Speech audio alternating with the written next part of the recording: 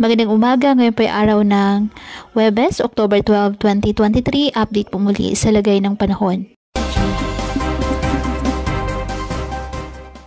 Patuloy pa rin na minomonitor ang isang low pressure area na nasa loob ng ating Philippine Area of Responsibility at patuloy po rin po ito na nakaka-apekto ang trough nito ngayon sa iba't ibang bahagi ng ating bansa.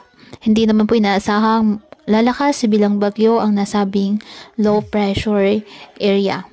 At posible itong sumama sa sirkulasyon po ng bagyong Bulavin.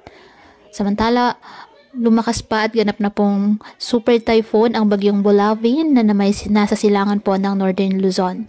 Taglay ang lakas ng hangin na umaabot sa 195 km per hour at pagbugso nga abot sa 240 km per hour.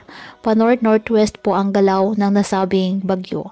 Hindi po inaasang papasok ng ating Philippine Area of Responsibility. Wala rin po itong direktang epekto sa lagay ng ating panahon. Ngayong araw, dahil sa trough ng low pressure area, ang Bicol Region, Mimaropa, Quezon, Visayas, Zamboanga Peninsula, Northern Mindanao at Caraga, asahan na maulap na halangitan na may kalat-kalat na pag-ulan at thunderstorms. Ang nalalabing bahagi ng bansa kasama ang Metro Manila, bahagyang maulap hanggang sa maulap na halangitan with isolated rain showers or thunderstorms dahil pa rin po sa trough na nasabing LPA at localized thunderstorms.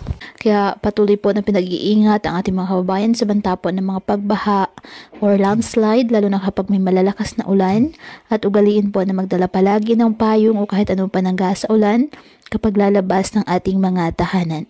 At yan po muna ang update sa lagay ng panahon ngayong araw. Muli patuloy po tayo na mag-ingat at palaging tandaan, God loves you. Stay safe and God bless.